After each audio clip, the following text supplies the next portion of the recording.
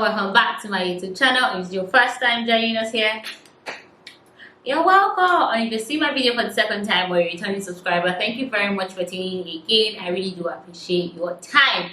Okay, please don't forget to subscribe to my channel, give this video a thumbs up, share my video, and drop a comment. Alright.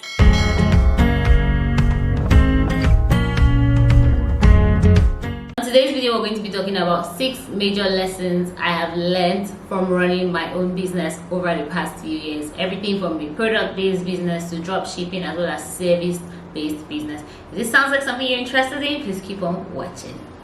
One thing I think that is overrated as an adult is running your own business. This entrepreneurship thing, it is hard. Okay, I don't think that we understand how hard it is to run your own business. It sounds like just buying and selling, or just be doing this, doing that, doing makeup, sewing clothes, until you start to scale that business, until your business starts to grow, until you start to want more for yourself as a person, and like, oh, your expenses as a person starts to increase. You want to increase your stream of income, and you're like, this business can grow. You're looking at other businesses in your field that has grown over time, and you're like, why can't I achieve this? I want to get this. Then you start to realize how hard it is to be an entrepreneur, to run a business by yourself. And there are a few lessons that I've learned over the years that just kind of keep me grounded. It's still hard. I'm still learning. We're all still learning in this process. But the last thing I think I've learned is there'll always be another challenge. Something will still go wrong. Something will always go wrong. But the lesson in this is that everything is figure outable. All right, you would learn how to figure it out eventually. You will solve that problem. You will pass through that experience. You will learn. All right, that phase will go. So instead of sitting down and overthinking and beating yourself up and just basically collapsing in that moment, I just always say to myself is there will always be another challenge. There will always be another problem. I will learn how to solve it. I will learn a lesson from this, and going forward I will not repeat the same mistake. So there's always a challenge, there's always a mistake, there's always a problem, but you would fix it. And how will you fix it? You fix it by researching, by learning, or sometimes just basically by experiencing it yourself. Even if they say experience is the best teacher, but I believe that it doesn't necessarily have to be your own experience. You can gain experience from other people as well, learn from other people's mistakes and other people's experience. You do this by either mentorship or just studying a certain person's business model, or understanding a certain person and how they run business and the things that they do in business. But then the key point here is everything is figure outable. There'll always be another challenge, there'll always be another problem, but you will pass through, you will succeed, you will overcome eventually. The second thing I have learned is customer relationship. All right, customer/client relationship. When I had a product business, it really dawned on me what that phrase "customers always right" means. And does not even mean that you should always let customers ride over you or talk to you anyhow, but it means that as a business you should position yourself in a way that your customers feel satisfied every time they come to you or every time they patronize you. One of the major things that I know that I enjoyed when I had my product-based business was referrals. I was barely doing any marketing, to be very honest, but then everybody that bought my products always brought someone else, and it's all from how I made them feel, how I served them, and the experience that they took away from my business, as well as how good the products they were buying were. I had a skincare business called Bona Skincare, right? And there was a particular office in Lagos that 90% of the ladies in that office were using Bona Skincare,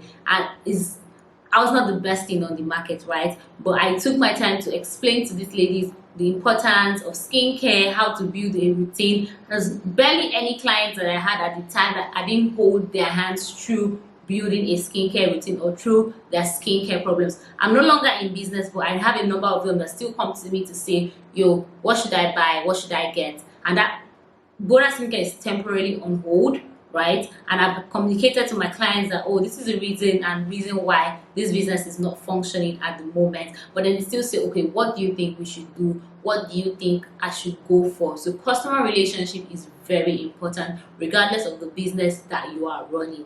All right, now the third lesson that I learned was understanding supply chain management. Now, this is for the product guys, all right? Product-based businesses in the house, all right?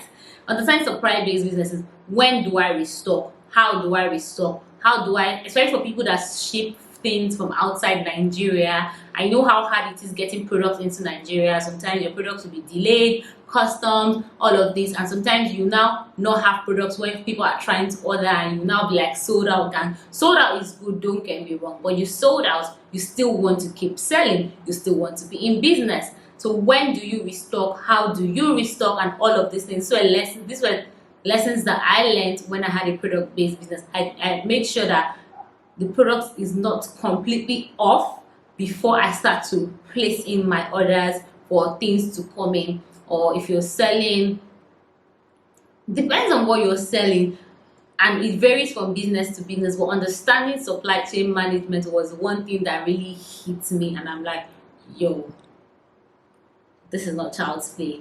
Okay, that's the third lesson that really hit me, and that was something that I kept figuring out as I was growing in business and as my business was expanding. And this is very, very unique to every business, but then it's something that you need to take your time to study and to understand, so that you don't mess up your order times and mess up your client's order, and maybe clients will now come to you, then there's no now products and all of these things. The fourth lesson I learned, which is still a big thing to me and I still say to myself, is nobody knows what they are doing. And what I mean is that everybody's trying to figure it out. Everybody, including the people that you want to mentor you, they're still trying to figure it out. Nobody started their business knowing exactly what to do and where they will be in the next 10 years. Yes, planning is good. Having goals is very, very important, and planning and having steps that you want to take to scale your business is very important. But then at the same time, nobody really knows what they are doing. Nobody knows tomorrow. Nobody knows what's going on. You can only put your best foot forward every time. You can only ensure that you're strapped with the knowledge and the resources to ensure that your business can go through these tough times or tough periods, or even your basic daily activities every time. But nobody really knows what they are doing. And this thing I said now, I was watching RSS interview, or because she said a series about how she made a smart money woman and the mistakes that she made or things that she did or how she bagged deals, and I'm just like, why are just figuring it out? Some people have just figured out certain things that you've not figured out, but we're all just figuring it out eventually. Fifth one is, don't compare yourself to anybody. Don't compare your business to any other person's business. Don't compare yourself to any other person. Be comparing yourself, because you might be comparing your level 1 to someone else's level 10. You might be comparing your level 10 to someone else's level 100. I'm not saying you cannot look at the business and understudy a business structure and how a business is run, like, or your competitors are doing. You can study all of those, but you should not do it from a place of comparison. You should do it and be trying to look at the market trends in your industry and just basically doing your market research, but not from a place that now makes you feel less than or makes you feel insecure, and you're now bringing in all these negative emotions into yourself and your business. It is not going to help you. You can always study another person's business. You can always study market trends, do your market research, but do not compare yourself and your business to another person's business. Everybody has it differently. Not every business that you see that is popping per se is even turning a profit. Some of them have not even broken even. Just stay in your lane, do what you have to do, keep at it, keep showing up every day, keep doing what you have to do, but don't compare yourself to another person. Because say, for example, if you're driving out at night and you're going, let me say, on a trip, maybe on the express at midnight, you cannot see the end of the road from where you are, right? As you keep moving, the road keeps getting clearer, it keeps getting clearer and clearer. That's still the same thing with life. The more you move, the more you understand, the more you learn, the more experienced you are. The things that I know now, I did not know 4, 5, 6, 2, 3 years ago when I started my business. The mistakes that I made then, I will not make again. But I've learned, I'm still learning, and I'm just keeping it moving. It brings me to my next point, to keep it moving. Always just keep it moving. Don't stop. Any action is better than no action. Just keep showing up. Just keep showing up. one day eventually it will make sense. But just keep showing up, keep putting your best foot forward, keep showing up, keep putting your best foot forward. One day it will make sense. One day you will have your big break. People that you think that have blown, aside from people that just like kick off from their first step, most people have to always put in the work. And even when you think they just blew like that, at the time you look back to the work that they've done, it's been years and years of hard work and consistency. Keep it going. But at the same time, when you're keeping it going, you need to also know when to stop. It's very tricky there, but you need to also know when to stop. For example, my product-based business is temporarily on hold because of some issues that were inevitable, right? And I wanted to just push through it and just patch the situation without actually solving the initial problem. But then I realized that that was not sustainable on the long run, right? And that would have meant that this quality of product that I was supplying to my client would not be the same. I would not even be able to track the quality or to ensure, like, quality control would have been trash if I just not taking time back to just look at what I was doing. And I always want to make sure that whatever I'm doing, I'm putting my best foot forward. I'm doing the best that I can at the moment. Not that I know that I can do better and I'm just so at the same time, keep going, but know when to stop, know when to take a step back to just look at your business and say, oh, I need to improve on this, or I need to shut this down temporarily and go back to my drawing board and then relaunch this business. I need to take a hold on what I'm doing now, look at other things and keep going. But then again, keep going. Do not give up too early. You don't know when your big break is coming. You don't know when you might blow from that thing that you're doing. So just keep it going. Okay. Now the last but not the least thing I learned is tightening up my expenses. You guys, finance in business is so crucial to the existence of your business that you actually need to sit down. Like, if you want to have a business that will grow over time, that will be there, your finances are so important. Tightening up your expenses, right?